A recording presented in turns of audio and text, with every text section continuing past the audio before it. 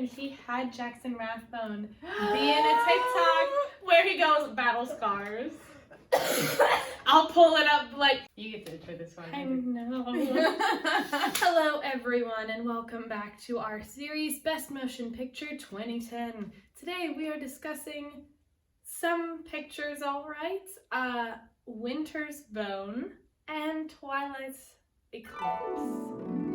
I figured we would discuss Winter's Bone first. We're dressed as Winter's Bone. Winter's Bone. This story. What? Here, I'm sensing, just from your demeanor right now, that we're gonna have really different feelings about Winter's Bone. Oh my god, did you like it? I gave the story a 3.5, a 4. Okay, yeah, I was like 2.5. I really don't even want to give it good, but it definitely was not a 2. It wasn't a burlesque. It wasn't a, The Tourist. But I did not think that the story was compelling and good. I truly never felt the stakes. What do you never mean? Felt the tension. I was Oh. I wouldn't say that I felt tension, but... It's supposed to be a tense thriller. Yeah, I thought of this more as like a mystery that was a little bit less tense than an episode of True Blood. I thought it was boring. Wow. It's not that I wasn't invested in the story or focused either, because I was watching. I thought everyone did their part, but I was not like, what's Ree gonna do? Is she gonna find her dad? Oh, I was never like, thought of that either, yeah. Snooze fest. This was Backwoods Mafia, and I was not into it. Okay. I quite liked the way that they used the story to bring up themes of family and morality from this socioeconomic status bracket. I probably think that I saw this a little bit differently than you, because this was both the school districts that a student taught in Ohio. And when she was walking around the high school and their interest stuff, I was like, that was real. So maybe that's why we saw it differently, that I liked it more, because I was like, I knew exactly what was going to happen until the boat scene. Well, I didn't think it was unrealistic. The literal dialogue exchanges and the protocol of how she interacted with these people who were her cousins, or great aunts, or her great uncle was Thump. The kid was everyone in Ohio in a backwoods mafia that. I don't know. I was just I wasn't Okay. I don't know. I was gonna say, I didn't feel either. I thought it was fair. Okay. Shall we move more into the art and the way that they conducted themselves with this dialogue and stuff? Sure. Oh yeah, the acting. So what did you give art? 3. Okay. Everything was fine. This whole movie was just fine for me. I can't believe it won Sundance. I can. I watched this with headphones, and the sound was actually kind of, I don't want to say annoying, but there were parts where there were echoes of dialogue that I was like, somebody messed up the post. And it definitely didn't have a great soundscape as, say, True Grit or Black Swan. Oh, that's what you liked. Yeah. Social network sound mixing. That was the best. The costuming, I mean, it was just winter in the mountains. There was something about the types of flannels that they wore and the grays of the Henleys. I was just it was just a little bit extra of the rural poor of it the all. Poorness. This wasn't anything revolutionary. Oh, no. Is what I mean. In any of the art. I think the only thing that pushed it from a 3 to a 4 for me was the acting, because Jennifer Lawrence did an excellent job, nominated for Best Actress, and Teardrop, John Hawkes, I believe is his name, he really did do an excellent job. That standoff scene in the truck, that was the best scene in the movie. Not the boat, the truck. That was the best part. I agree with that. Her extended family members, they were really good. But yeah, that Teardrop or Mirab, the 2010ness. Yeah.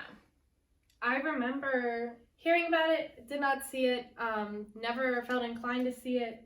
And then whenever we realized this episode was coming up, I honestly thought, and maybe this is for today's relevancy, that for a second we were going to be watching The Lovely Bones. Oh, because I was like, the Tooch and Saoirse. And Mark Wahlberg. Yeah. But then I was like, oh, this one. I don't remember I remember hearing about it, but not a lot else. Other than critical relevancy, it seemed like this wasn't a lot. So I was like, from that standpoint, I gave this a 3. Clearly through like the film community of the world, this was huge. There was some sort of marketing where they like tried to bring this back to like the heartland and like tried to market a little bit more in like the Ozark Mountains region and then also in LA, New York, and Boston. It only released in 4 theaters its opening weekend and like almost made its budget opening weekend. It's since made a lot of money. It has a 94 on Rotten Tomatoes. It has a 90 on Metacritic. But other than that, like, I think I heard somebody make a joke they'd like to give Jennifer Lawrence a winter's bone. That was literally it. I don't think I heard about this movie after 2012. I think its relevancy in 2010, I'd give it like a 2.5. Again, I noticed, but I would not say it was fair because it's not like we were talking about it as a teen. Yep. I didn't know who Jennifer Lawrence was until 2012 when Hunger Games was coming out, you know? Yeah. Today, holy crap. Yeah, 1. I guess I can't go so far and say 0. If you said Winter's Bone, I think a lot of people would think you're talking about Lovely Bones. I agree. When looking for this online, I found journalistic, like, I think like straight up somebody's thesis about like feminism through this film and As a woman sexualization. director. Yeah, that was sick. But other than that, the only thing I found from 2021 was a Pinterest board published on April 7th, and it was just several posters of the movie and one of those like little outfit things about Ree Dolly. Like a Disney bounding outfit of Ree? No, not a Disney bounding outfit. Well, but like... Is that what those things are called? Like the Bolby? Do you know the meme I'm talking about, Bolby from slap. of Ree Dolly? Who? But yeah, Winter's Bone's not fucking relevant. Dead. Correct. No, marginalized persons. Or the poor people? I mean... That was like the thing, I was like, that and okay. So, well, 1, what's your score for marginalized persons? I mean, it was all white people, correct? Yeah. It's like a 2, but I noticed, it's not that it wasn't unnoticed, there's definitely room for improvement. It definitely shows a different side of like poverty, or not a different side, but a more focused lens on some people's reality living in poverty. But there was absolutely no people of any color besides white or queerness. Not to like not credit those things, it's like, I think what I'm gonna say here, I think ends with me saying a similar to antithesis point of what we said about The Fighter. I'm sure there's tons of stories about black boxers who've been through way fucking worse shit. We don't get their movie. There most certainly are black rural poor people, not to make it anecdotal all the way, but I did only have 1 black student both years a student taught in this region. But to give it some credit, it is about a super rural poor that like you don't necessarily always see unless you're familiar with this. It's definitely not like they were glamorizing any part of this. In this movie, there was also, you know, like violence towards women. I don't want to be like a lot of it, but They beat the shit out of a teenager. Right, grown women beat the shit out of a teenager, but also her own uncle like choked her out. That's also like, I don't want to say any type of representation because like why would we want to see abuse and domestic violence on the screen? But I don't know. Mm-hmm. It just shows that kind of ugly underbelly of what does happen sometimes in every place in the fucking world, honestly. 2.5. Okay. I don't know. I gave it a 3. I gave it another fair. Here's something I learned. This was adapted from a book, which I didn't know until the credits rolled. A lot of allegedly what was cut from the book to the screen was Gail and Ree have like a lot more scenes together, and apparently they had a more intimate relationship in the book, or at least they used to. Mm-hmm. But I'm like, this adaptation here, that was not the case. Something in the book had something before, but this doesn't. So that was a little bit of a negative, in my opinion. And I mean, they called each other darling and sweet pea, so like... And Manson Family Disclosure, I said nope. Yeah, I don't think so. Do you need water? That would probably help a little bit. I guess I don't want to say like a final thought, but given the description of what's on, I watched this like on Apple TV, I rented it. It's supposed to be a tense thriller about a girl looking for her dad. Yeah. And it was really just her walking places and people being like, get off my property, I'm not helping you, child. I just didn't find that like super compelling. I think my expectations were at a certain place and they were not met. But I don't think this would be like a Once Upon a Time in Hollywood, where it's like, now that I know what happens, I might enjoy it more thoroughly. I don't think I would like ever care to revisit this and enjoy it thoroughly. Yeah. I'm not going to recommend it to anyone either. I'd say to somebody, if you're interested in watching Hillbilly Elegy, perhaps watch Winter's Bone instead. It's shorter. And that's that. Let's move up to the Pacific Northwest of the USA. Talk about Twilight Eclipse. If we were making this video in 2010, we wouldn't have to put a single relevant word in the title. All we'd have to do was put half of Robert Pattinson's face in the thumbnail, and it would get 1 million clicks, because that's the power of Twilight. There's one little disclaimer I wanted to make, because I thought real long and hard about how I was going to score Eclipse. Okay. If film is just an art form that you are meant to enjoy and evoke feelings, then this is a wonderful piece of art, and I loved it. That being said, the story is one of my highest scores of a 3. I would give the story a 3 as well. I was not a fan of the Twilight Saga in 2010, nor am I now. I did not grow to become a fan. However, after not watching any of the films for over 10 years, I still knew exactly what was going on. Hell yeah. It's, I don't want to say impossible to forget what, like, the premise of Twilight is. I'm not actively, like, in the Twilight It's not on fandom. your For You page. Usually not. I think I got one today, though. The story is, like, unforgettable. There was hardly a story. At the same time, there was so much going on, but there was hardly a story. Yep. Hardly anything happened. How much time did this span? Maybe 2 fucking weeks? Maybe a little bit more. Wait, was that in this movie? I don't know. It doesn't matter. It's Eclipse.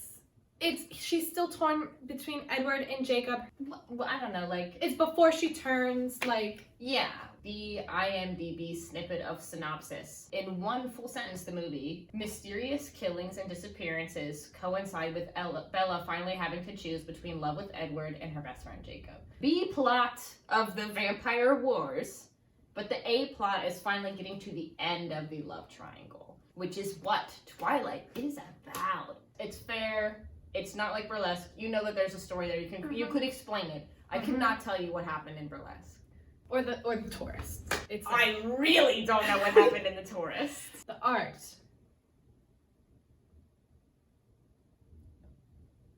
I gave it a 2. Okay, I was like, 2. So I was like, this is so fine art, and with that, I'm giving it a 2. The CGI wolves are terrible. The sound effect of the punching. When she breaks her hand. I didn't remember that I guess the vampires are literally frozen on the fucking inside, and so like whenever their arm breaks off or their head gets ripped off, it's literally like ice, and it's like crunch.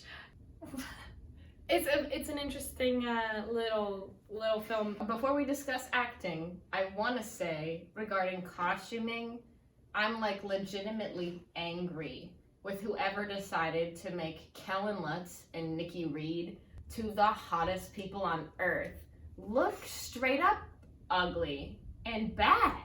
I think that is ever so slightly, though, a sign of the times, in that they were, however, old people. Mm-hmm. They were grandmas dressing themselves. And now it's 2010. It's been 90 years, but she's trying to dress like a high school. I don't know, but the thing is, like, Edward is supposed to be, like, frozen as his 17-year-old, but I'm like, how do you still not, like, how do you, like, not mature over that, like, 100 years or whatever?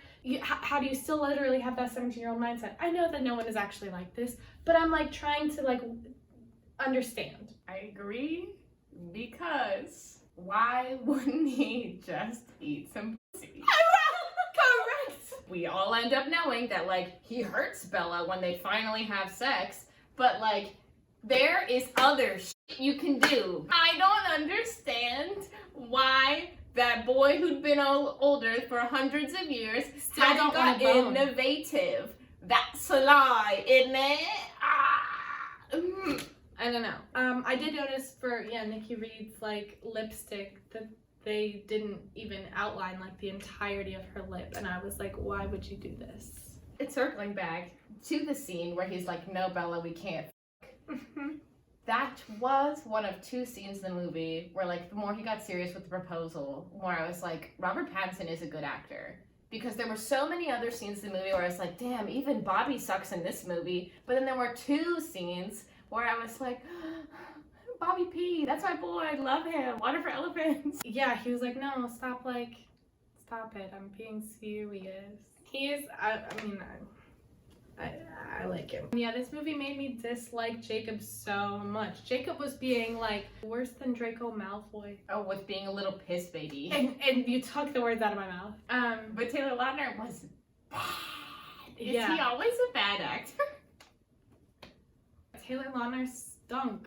Oh, brother, this guy stinks! Just real briefly, Dakota Fanning. I did not think she did. A part of me, like, wonders, like, were they instructed to act badly? You know, because, like, Kristen Stewart, you either, like, love her or you hate her. But she's bad in this. But the way I was like, wow, she's actually a real person in this. She was not the, like, that she is in the first one. Many Kristen Stewart opinions later. Not watching the Underwater movie. I don't even know what else she's been in, like, kind of recently. But I don't think she's... She did what she wanted to. Same as our past. Fine. Yeah. And they deserve that. Because of the lives they had in 2010. Correct. What did you give it for relevancy then? Oh, God. 5? Yeah. I wrote one note for this, and it says, Twilight more important than the president. This was, like, literally the middle Twilight movie. Hot Topic was taken over. I knew people that had Alice's freaking necklace. I knew people that were obsessed with Twilight. Literal, like, Team Jacob, Team Edward shirts. Adults. And would wear them. Yeah, adults and people in middle school and high school. My like, science teacher. Stop. The newspaper teacher. It was huge. It was huge. It was a 5. The budget for this movie was $68 million, and opening weekend it made $64 million. Huge budget, huge thing. Blah blah blah. I said budget. I admitted it all back immediately. Immediately. Yeah. Today's relevancy. Minimum 4. I'm giving it a 5. Yeah, I'll stick with my 4. It's memes. It's not people actually still saying it's great or anything. I can understand giving it a 4, not a 5. If this were the first one, I think we could even say that it was 5, especially because the first movie has the baseball scene. And, like, that is a separate entity. I see that, I think, weekly on my freaking Twitter timelines. Our next question is marginalized persons, which I'm certain, well, basically, like, all I want to say on it is, like, one sentence, and then I would like you to have the floor, because I know that you'll be able to way better put into words what I'm certain we both feel. This was the first movie I ever, like, saw or watched that I learned, like, they had cast a white person instead of a person of, like, a different race to play that. When I learned that Taylor Lautner wasn't native, I was like, what? Like, this was the first time in my life I ever heard of that. And, like, obviously, like, we did experience that earlier in the series with The Social Network. Obviously, there's, unfortunately, millions of other movies that do that. Marginalized persons, gotta give this a 1. Yeah. The werewolves are supposed to be members of the Quileute tribe. Taylor Lautner is not native, as we just said. And as the tweet, there's going to be a tweet on the screen that you can read as we talk. They weren't, like, compensated at all for their, I don't want to say... Likeness? Yeah, that's the word. I think there were some liberties taken. Potentially Stephanie Meyer was like, oh, what were some, like, local tribes of the region? This one is not a big name, like, Comanche or Blackfoot or Crow or something. She did not compensate them for using their name or their likeness on pieces of their culture, I'll say. They ripped off the culture. Yeah. But this tribe was incorrectly portrayed. Yes. And it really is unfortunate. And so that's kind of angering. It's really unfortunate how bad this portrayal was. So the one is bad, and that's marginalized peoples. Yeah. Our last topic, Manson Family Disclosure, which I would like to say, if there is one, I am certain it will rock me to my core. Because how could there be a Manson Family Disclosure about one of the Twilight movies that we would not have known already? Yeah. So all in all, those were our thoughts on these films. Here's our scores. And if you enjoyed this, go watch another one of our videos on the next screen or up here. Comment below what team you're on. Yeah. And join us next time. Where what's next? Inception. Grown-ups. The big time! Oh my god! I'm so excited. Yeah. I'm not excited to watch the bad movie.